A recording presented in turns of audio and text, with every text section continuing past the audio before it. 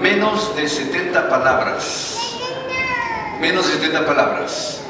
Y es uno de los pasajes más conocidos en toda la iglesia cristiana en cualquier parte del mundo. Y si no lo sabes, sería una buena idea que lo memorizaras, porque literalmente casi todo el mundo sabe este versículo, incluyendo gente que no es cristiana. Esta es una historia de un joven. Para empezar, este salmo empieza con Salmo de David, así dice en el título, Salmo de David. Y en algunas ocasiones, algunos pasajes ponen Salmo de tal persona sin que en sus originales estén escritas esas palabras. Pero en este caso, el Salmo 23 sí dice así, Salmo de David, empieza así, y después dice, Jehová es mi pastor. Voy a hablar un poquito desarrollando el tema de qué significa decir que Jehová es nuestro pastor, ¿sí? También tengan en cuenta de que hace como unos tres semanas, un mes atrás me parece, yo estaba predicando del Salmo 22, después sigue 23, por supuesto. Y en el Salmo 22, si es que te llegas a recordar un poquito, estaba hablando de cómo el Salmo 22 es casi como si estuviéramos leyendo uno de los evangelios, porque habla de la crucifixión de Jesucristo. Habla cómo Jesucristo se entregó, cómo Jesucristo fue al madero, cómo Jesucristo. Y habla mucho acerca del día en que Jesucristo se entregó para dar su vida por nosotros. Y de alguna manera se relaciona a Jesucristo con todo este Salmo 23. Cuando decimos Jehová es nuestro pastor, estamos hablando de Jesucristo, que es nuestro pastor.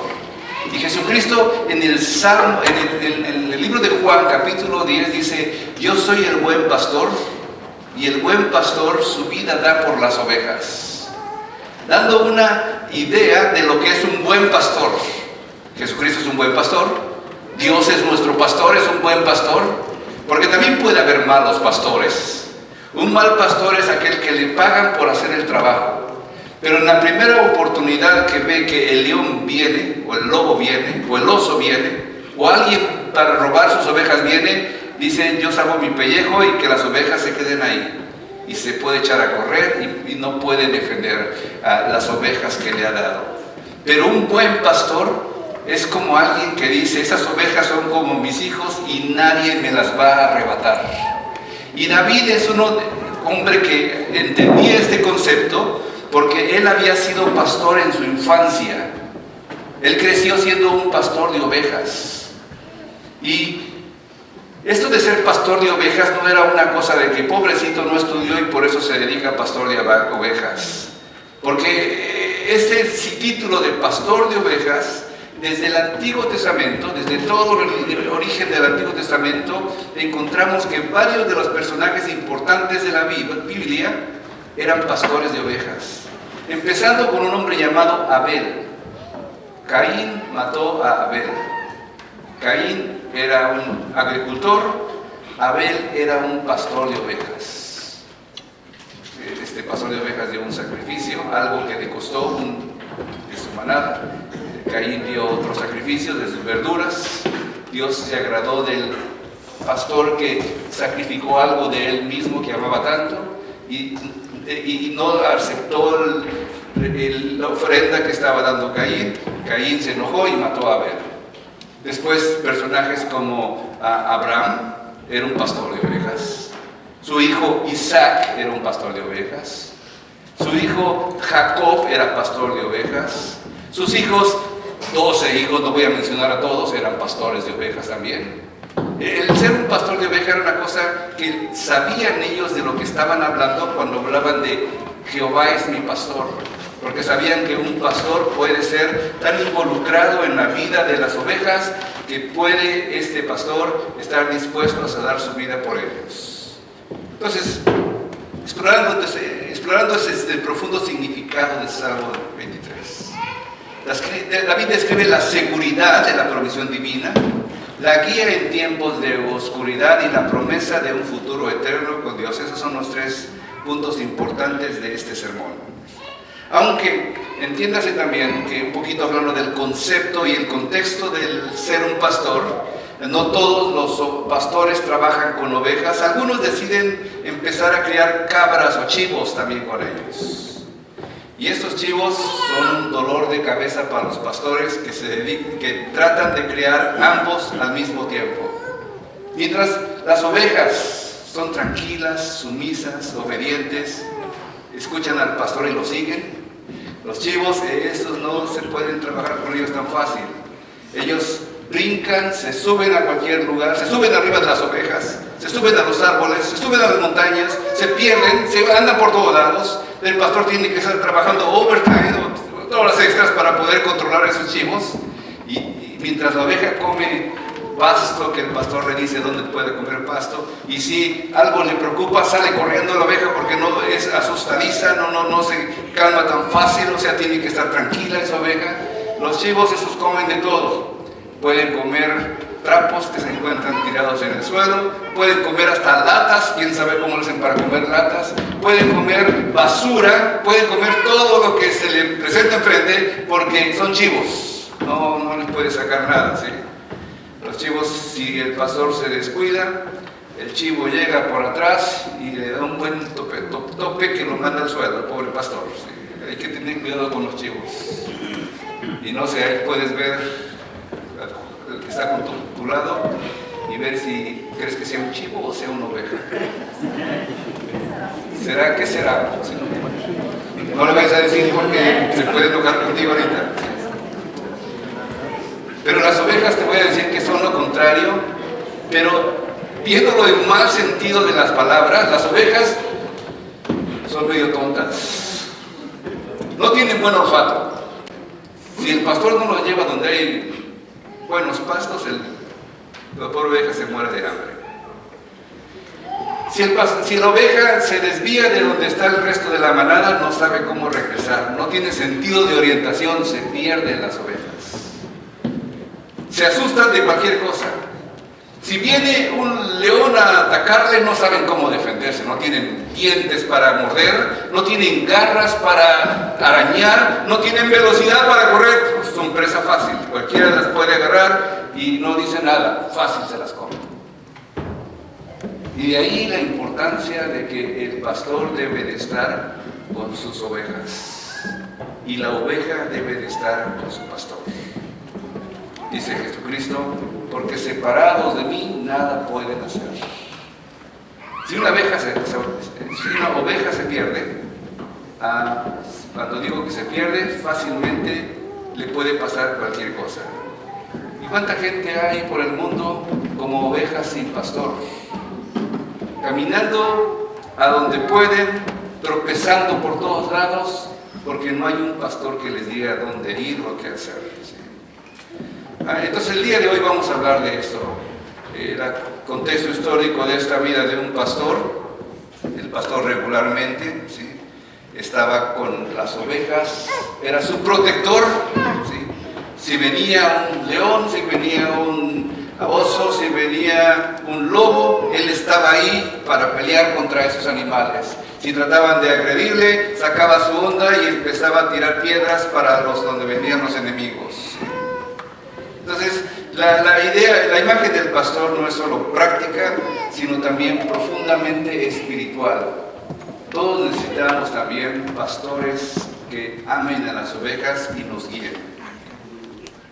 Ok, Kia Sorento Blanca EZY772, moverla porque el truck de Mobility necesita acceso.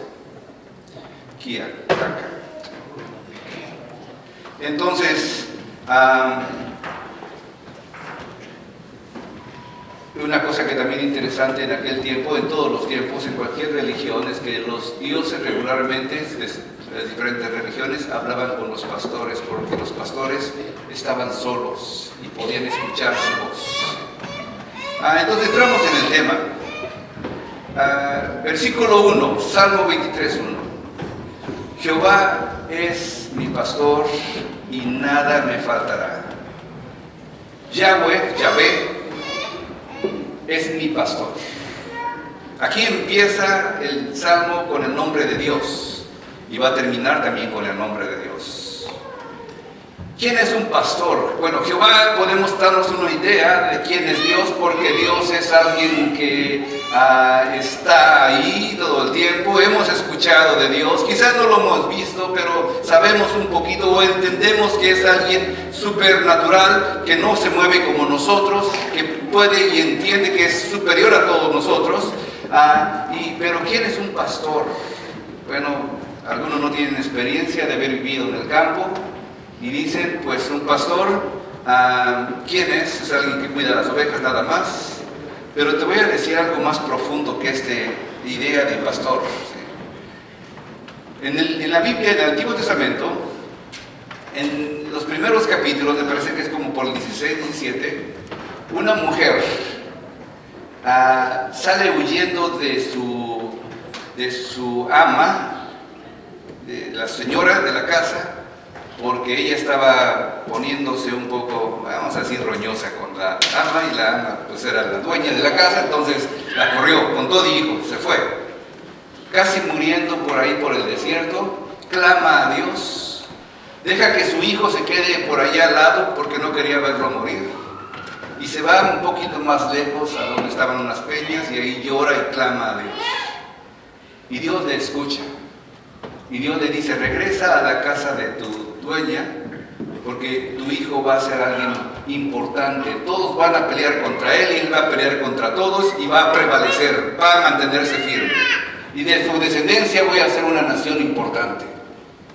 Y ella dice, después de haber tenido ese encuentro espiritual con Dios, dice, este es el Dios que me ve. Y así le llama, este es el Dios que me ve. Roí. Esa palabra hebrea, roí. Ese es el Dios que me ve. Y cuando vemos la palabra pastor, es la palabra roé, que cuando dices mi pastor, se llama ahora roí. Entonces un pastor es aquel que nos está viendo. Un pastor es el que está cerca de nosotros observándonos. El Dios que esta mujer Agar conoció en el desierto, ahora se convierte en el Dios del pueblo de Israel. Este es mi pastor. Jehová es mi pastor. Y la cosa importante de esta idea de Jehová es mi pastor es que dice él, es mi pastor. No es nada más un pastor, no nada más es el pastor de allá o de por allá o de que ha escuchado de él. Esta persona está diciendo, y tú, si quieres aprender y creer en Jesucristo, podrías decir, Jehová es mi pastor. Él es mío. Él me está cuidando, me está viendo todo el tiempo, está a mi lado, está a mi derecha, a mi izquierda, enfrente, atrás, está guardándome todo el tiempo.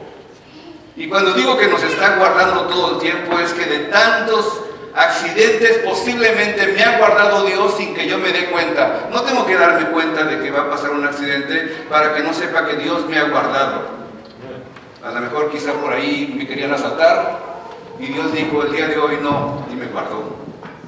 A lo mejor manejando por ahí, yo pensé, híjole, me salvé por un pelito, decimos. Casi me atropella esa persona, o casi choco con otra persona. Es que soy muy buen conductor, pero quizás sea Dios el que es mi pastor y me está guardando para que no tenga accidente. Él es mi pastor. Y eso hace que tú seas una persona que confía completamente en Dios cuando sabes que Dios está viéndote, Dios está cuidando de ti. Y nada me faltará. Y aquí no es un texto de la prosperidad, de que yo voy a pedir y voy a empezar a reclamar y voy a decir que me dé y voy a decir que tenga mucho. No se trata aquí de tener mucho. Cuando te das cuenta de la vida de una oveja, la oveja va comiendo cada día lo que necesita. Cada día lo que necesita. En este texto de nada me faltará, no se refiere a tener demasiado, se refiere a tener lo necesario para cada día, y no solamente económicamente.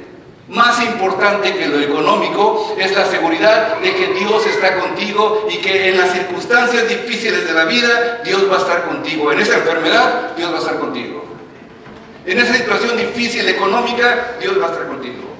En esa decisión de que tienes de que si voy para aquí o para allá o hacer un trabajo o hacer otro trabajo, Dios va a estar contigo, te va a estar guiando. Un pastor te ve y si tú lo sigues, ahorita voy a hablar de la importancia de seguir al pastor, él va a estar contigo. Jehová es mi pastor y nada me faltará. ¿Sí? Una oveja tiene que también, a lo mejor no les va a gustar esto que voy a decir, ¿sí? De vez en cuando ser trasquilada, porque se llena a veces de tanta lana que si se cae de un lado literalmente no se puede levantar. En serio, dice, leí, escuché, aprendí, estudié, y dice, si una oveja muy gorda se cae de lado, no gorda porque come mucho, sino porque tiene mucha lana encima, se cae de lado, ahí se queda atorada, y si el pastor no llega a levantarla, no se levanta. Entonces por eso, cuando digo nada me faltará, no significa que nos va a llenar de cosas y cosas y cosas, sino nos va a dar lo suficiente. Y a lo mejor en el tiempo que Él quiera va a trasquilarnos para aligerarnos nuestra carga, y a lo mejor por eso nos despiden del trabajo, porque dice, oye, ya tienes demasiado, ya estás confiando mucho en ti. Y a lo mejor por eso de vez en cuando nos enfermamos, porque dice, oye, ya no te acuerdas de mí ni para orar por la comida. ¿Sí? Y a lo mejor está trabajando en nuestras vidas. Tiene algo que sacar, a veces necesita también ayudar a otra persona con esa lana que la oveja tiene, y digo, no les va a gustar porque la lana puede ser dinero también, ¿sí? Pero si tratas de trasquilar un chivo, nomás le sacas unos cuantos pelos, y esto con muchos berridos. ¿Sí? La oveja tranquila, porque sabe que le conviene. En lugares de delicados pastos me harás descansar. Aquí empieza a hablar un poquito del sustento de Dios, paz y sustento. ¿Sí? He estado en Israel y manejando por ahí, por Belén, por donde estaban estos pastores, iba con unos turistas, era un autobús lleno de turistas. El guía por ahí de repente vio un pastor en el transcurso que íbamos manejando, ahí en la calle, en la autopista, porque no había ni casas por aquí ni casas por allá, está puro monte, y se paró, párate, chofer, y dijo, vamos a entrevistar a ese pastor. ¿Sí? Tenía sus ovejas iban atrás de él, un hombre judío, supongo yo, quemado por el sol, entonces estaba más negrito de lo normal de un judío, estaba quemado por el sol, trabajan bajo el sol, ¿sí? Y fuimos con él. Y el maestro nos dijo, vean aquí dónde está el pasto. Y te quedas viendo, pues no, puro monte aquí, ¿no? Piedras por aquí, más piedras por allá. Y es el trabajo del pastor, ir a buscar donde hay pasto. Si lo trajera para aquí, para Minnesota, donde quiera hay pasto, lleno de pasto por todos lados. Y por eso a lo mejor pensamos que todo el mundo está lleno de pasto, pero no.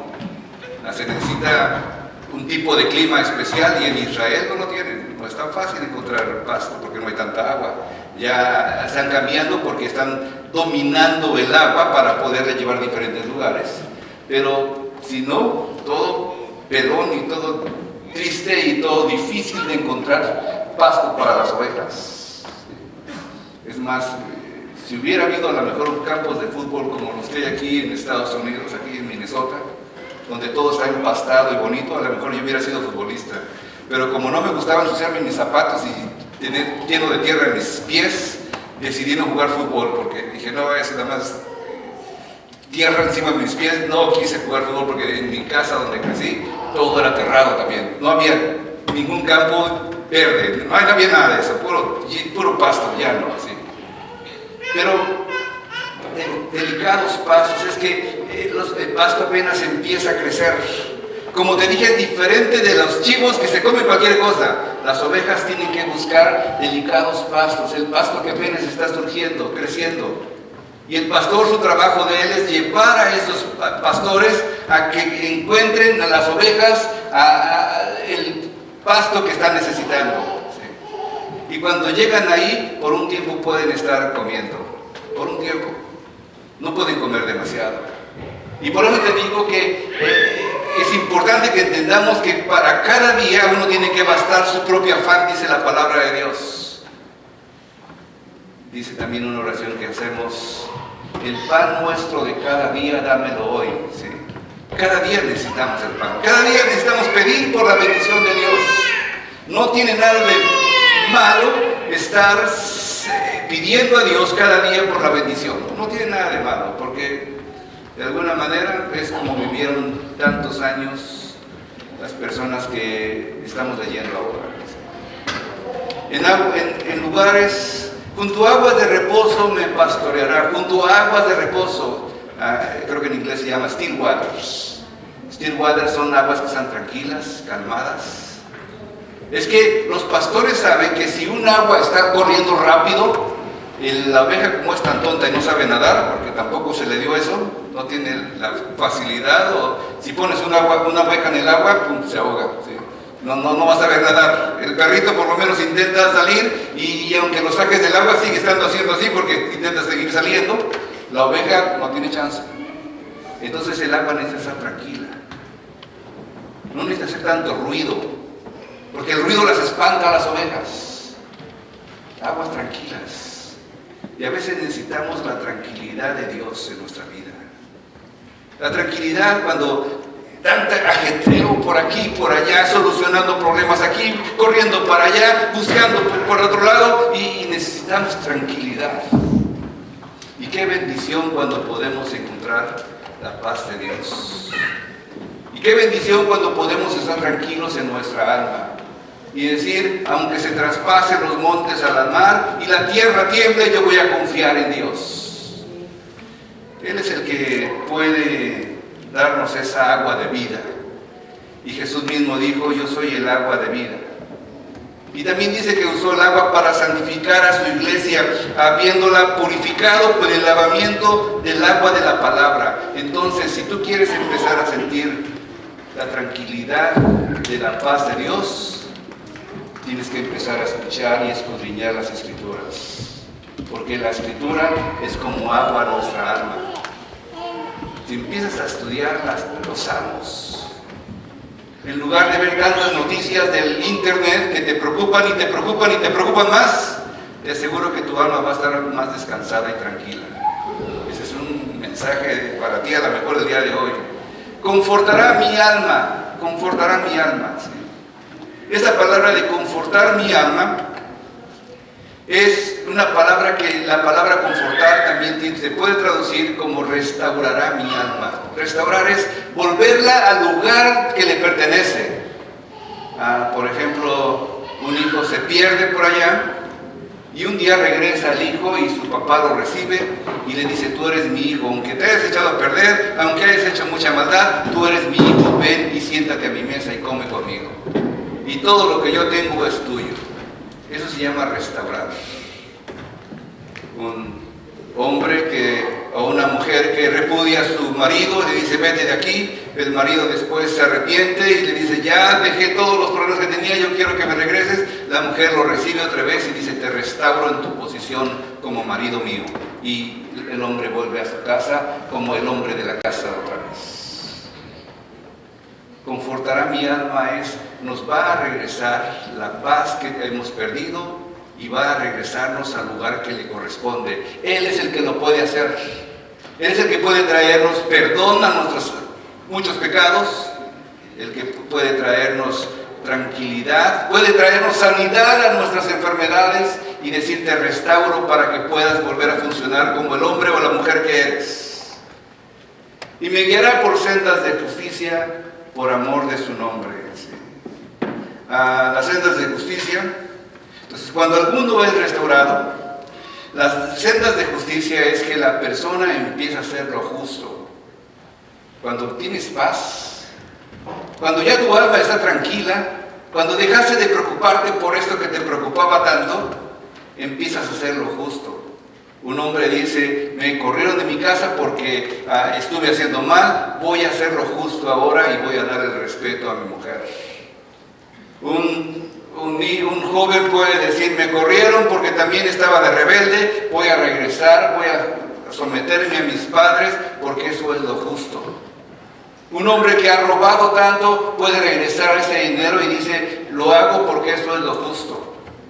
Esas son las sendas de justicia por amor al nombre de Dios. Cuando alguien ama a Dios va a caminar las sendas de justicia.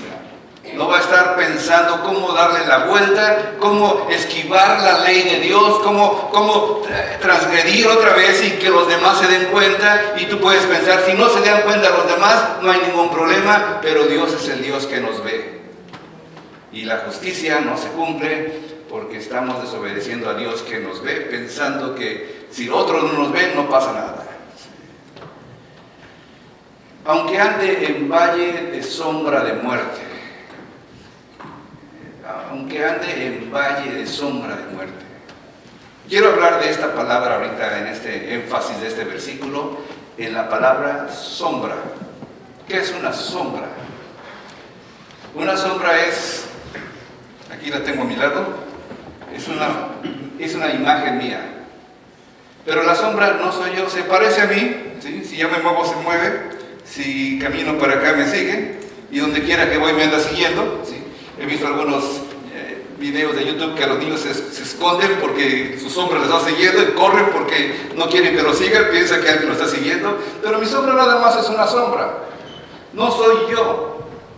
Es una sombra que no soy yo, que nada más es algo que puede aturdirme, que puede reflejar lo que yo soy, pero no soy yo. Y cuando está hablando aquí, aunque ande en valle de sombra de muerte, quiere decir que estamos temiéndole a la muerte sin que la muerte haya llegado a nosotros y no va a llegar a nosotros. Nada más estamos viviendo con temor porque tenemos miedo de la sombra de la muerte, pero no es la muerte, es solamente la sombra. Es pura sombra.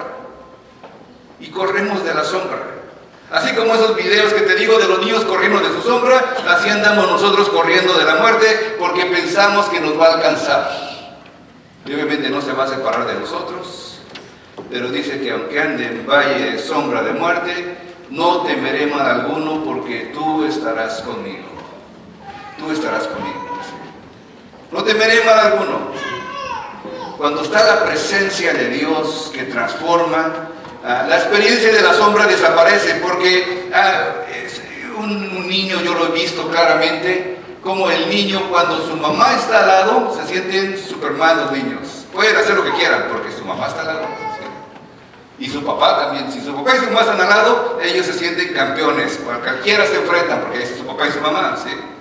Cuando se quedan solos, así como que se quedan tranquilitos y ya se quedan con pánico por hacer algo porque dicen, mi papá y mi mamá está aquí sí me puede pasar algo, ¿sí? Pero cuando nosotros estamos con Dios, las sombras desaparecen. El Hijo de Dios va a reconocer quién es su pastor, ¿sí? Va a recordar que su provisión y cuidado constante vienen de Dios. Y va a decir, el Señor va a proveer. El Señor va a darme lo que necesito. Cada día me va a dar el pan que necesito. Va a reclamar palabras como, no he visto justo desamparado, ni su simiente que mendigue pan. Y va a estar reclamando promesas de que, porque Dios está ahí, porque su Padre Dios, o porque nuestro Padre Dios está ahí, podemos reclamar promesas de Dios. No te digo que otra vez para engordar y sentirnos una oveja gorda con tantas cosas, sino para que nos dé lo suficiente y necesario para cada día y caminar con Él. La siguiente parte del versículo es, tu vara y tu callado me infunden aliento. Tu vara y tu callado. La vara sirve para proteger, palo bien duro. Y el callado para guiar y para también salvar. Algunas veces las ovejas quedaban al borde de un precipicio, entonces el pastor agarraba su callado, ¿cómo se dice? La enganchaba con su collado y lo jalaba y ya la podía librar, ¿sí? Pero también a veces la vara significa disciplina. Y los pastores sabían lo que era disciplina. Si una oveja se comportaba como chivo, ¿sí?, el pastor, después de varias advertencias, le podía quebrar una pata a esa oveja. Y quedaba así sin poder caminar la oveja. No podía seguir a la manada. ¿Qué hacía el pastor? Era dificultad para la oveja seguir a la manada y era dificultad para el pastor. Lo que hacía el pastor es que cargaba a esa oveja que le acababa de quebrar la pata y hasta que no sanara no lo soltaba. Entonces, para alimentarla, la tenía que cargar, la llevaba ahí donde estaba el pastito, la oveja comía, la volvía a cargar y la volvía a llevar a otro lugar. Si necesitaba tomar agua, la llevaba al río, tranquilito, ahí la ponía, bebía la oveja y la volvía a cargar y la volvía a llevar a otro lugar. Y era un trabajo para el pastor mayor. Pero con eso de que la oveja se sentía el calor de su pastor, el amor de su pastor, la bendición de tener un pastor al lado, la oveja cambiaba de actitud la siguiente vez y después de que sanaba, esa oveja no se separaba del pastor. ¿Y cuántos de nosotros no hemos venido a Dios con circunstancias difíciles? Que a lo mejor el Señor nos quebró una pata. ¿Sí? A mí en mi testimonio lo he dicho algunas veces, me agarró la policía, andando por malos pasos, y yo le dije a Dios, Señor, dame una oportunidad, yo voy a ir a la iglesia. Y esa fue mi chance, para darme cuenta que necesitaba de Dios. Y ya como me quebró la pata, ¿sí? Pues empecé a amar a Dios porque estuvo conmigo en ese tiempo difícil que pasé. Y la vara nos sirve para traernos a Él, ¿sí? El Salmo 23 ha sido un salmo que ha bendecido a generaciones tras generaciones, no nada más gente de aquí y de allá, sino a generaciones tras generaciones. Hay una enfermera que cuenta que ella estuvo trabajando en la Segunda Guerra Mundial y que cuando iba a atender a los soldados, aparte de la sanidad que ella podía brindarle, medicina, penicilina, cosas para el dolor, le pedían, ¿puedes leerme algo de la Biblia? Y ella preguntaba, ¿qué quieres que te lea? Y la mayoría de la gente decía, léeme por favor el Salmo 23. Necesito recordar de que Dios está conmigo. El Salmo 23. El que te va a hacer recordar de que Jehová es tu pastor y que nada te va a faltar. El que te va a hacer recordar de que Él infunde aliento con las bendiciones, aún hasta con la disciplina. ¿Qué más puedo decir? Preparas mesa delante de mí en presencia de mis enemigos. Unges mi cabeza con aceite, mi copa está rebosando. ¿Sí? El pastor aquí cambia de trabajo, cambia de profesión y se convierte en un anfitrión. ¿Sabes qué es un anfitrión? Alguien que te recibe. Alguien que te trata bien porque tú llegas a su casa, nada más por el simple hecho de que tú entras a tu casa, te sientes un huésped honrado y te dice, mi casa es tu casa. Y cuando tú dices eso, dices, pues deme las escrituras, ¿no? Pero nada más era una broma, pero en aquel tiempo se lo tomaban en serio. Una persona que daba cobijo a otra persona podía llegar a tal grado su responsabilidad porque la persona se sintiera a gusto en su casa, que en el caso de parece que es Génesis capítulo 17, unos hombres llegaron a la casa de un hombre llamado Lot, en una ciudad que se llamaba Sodoma, y esos hombres llegaron, tocaron a su puerta, él les dijo, entren, ustedes ahora son mis invitados. Ustedes ahora son como mi familia, ustedes son mis huéspedes.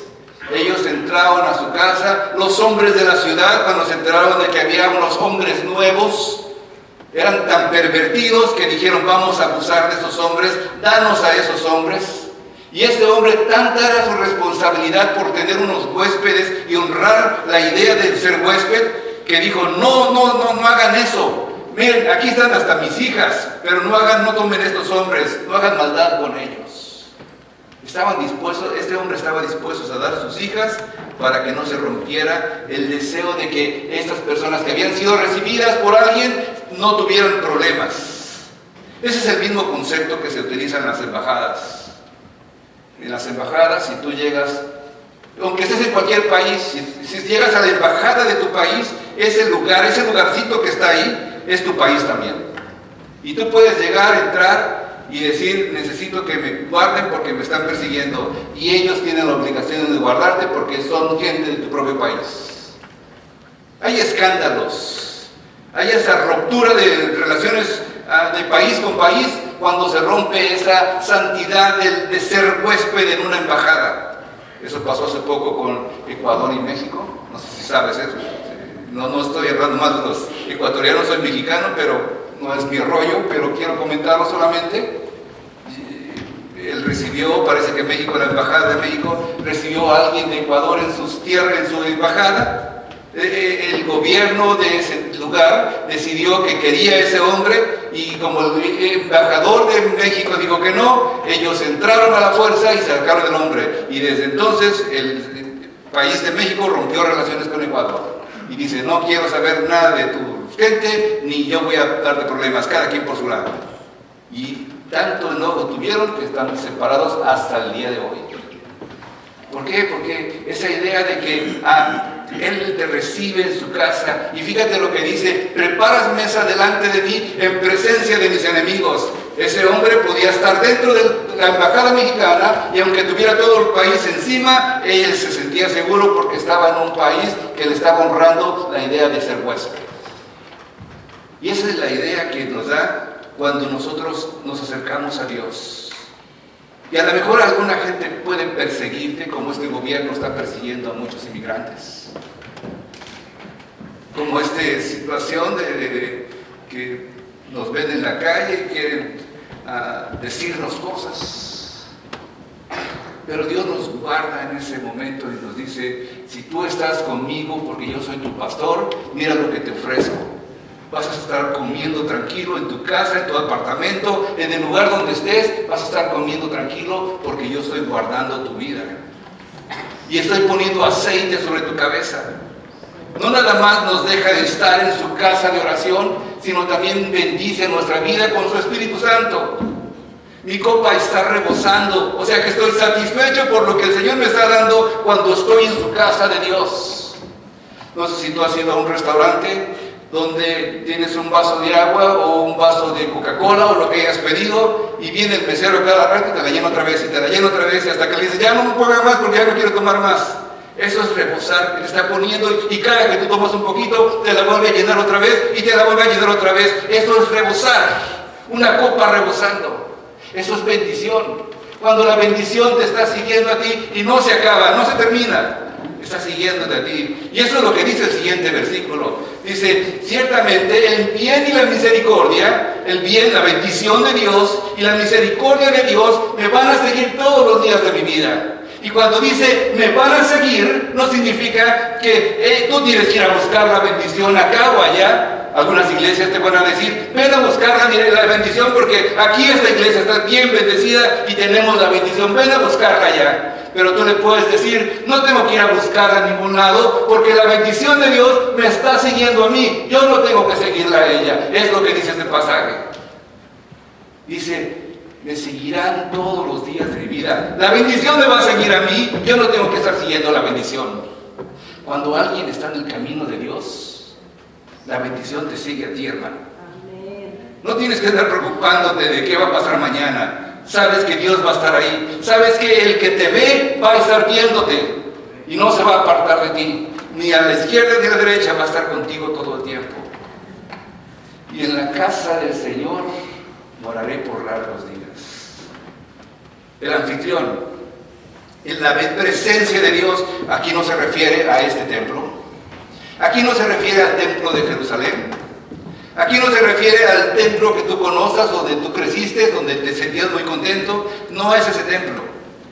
La casa del Señor es cuando tú estás buscando la presencia de Dios en donde quiera que tú estés.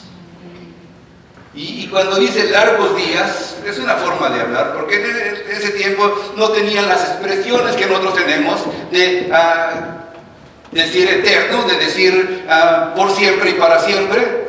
De decir forever, no sabían esas palabras. Entonces, como dicen, no sabían esas expresiones, dicen largos días, pero es eternamente. Y en la casa del Señor voy a morar en la eternidad. Cuando hablamos de ese largos días, se refiere a la eternidad. La eternidad es la vida eterna que tenemos en Cristo Jesús cuando aceptamos sus caminos. Cuando le decimos al Señor, Señor, te recibo como mi Señor y como mi Dios. Señor, tú eres mi pastor. Tú eres el que me va a guiar. Tú eres el que bendice mis caminos. El bien, la misericordia. ¿Sí? Eso es lo que dice este pasaje. Unos puntos para terminar. Perspectivas teológicas. Necesitamos depender totalmente de Dios. Necesitamos confianza en la soberanía de Dios. Necesitamos confianza en la incertidumbre. Como ovejas, nuestra seguridad no depende de nuestra habilidad, sino del pastor.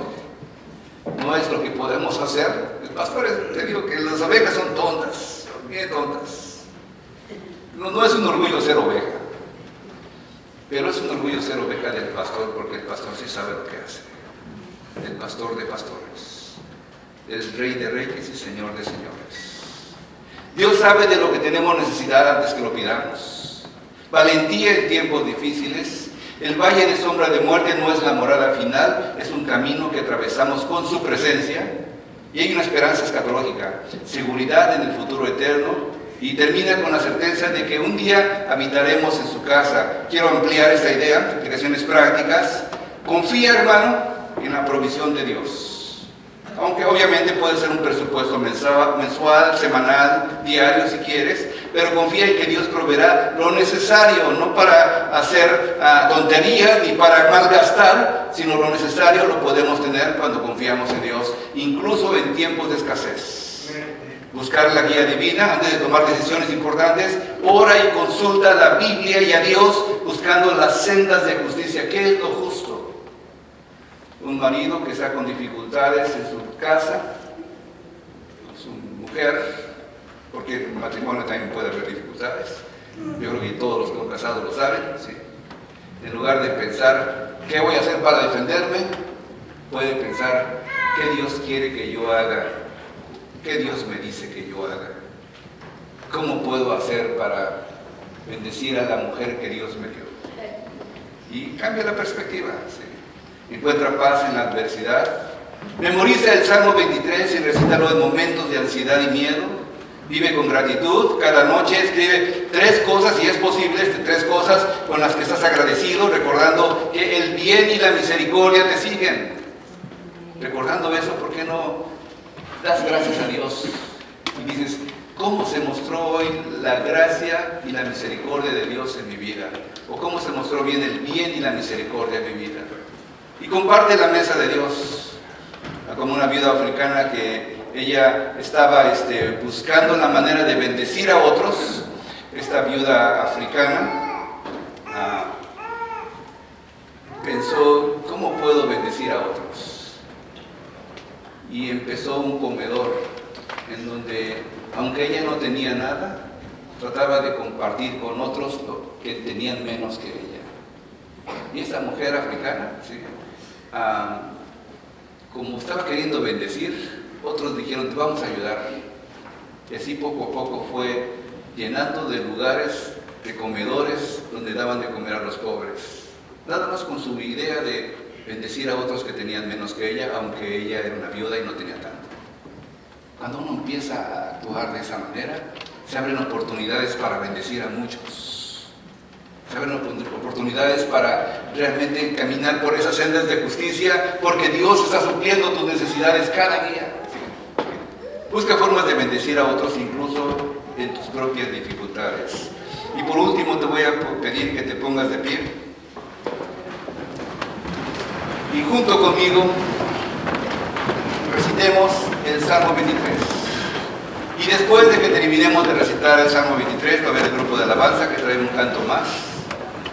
Pero también voy a hablar de una invitación a aquellos que están aquí en este día y que escucharon este mensaje. Si tú has sido una oveja extraviada, dice en la Biblia que había un pastor que tenía 100 ovejas, se le perdió una oveja y dejó las 99 y se fue a buscar la oveja perdida.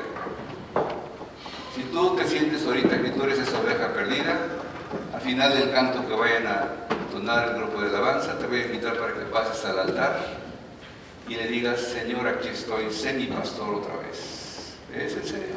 ¿Sí? Camina con Dios. No hay nada mejor que caminar con Dios. No te vamos a juzgar. Dice en la Biblia que cuando un pecador se arrepiente hay una fiesta grande en el reino de los cielos. Y si vemos el día de hoy a alguien pasar, tenemos que alegrarnos con esta persona porque se está poniendo en paz con Dios. Vamos a recitar ese salmo. Salmo 23. Jehová es mi pastor, nada me faltará. En lugares de delicados pastos me hará descansar. Junto a aguas de reposo me pastoreará, confortará mi alma. Me guiará por sendas de justicia por amor de su nombre. Aunque ande en valle de sombra de muerte, no temeré mal alguno, porque tú estarás conmigo. Tu vara y tu cayado me infundirán aliento. Preparas mesa delante de mí en presencia de mis angustiadores. Unges mi cabeza con aceite, mi copa está rebosando. Ciertamente el bien y la misericordia me seguirán todos los días de mi vida, y en la casa de Jehová moraré por largos días. Amén y amén.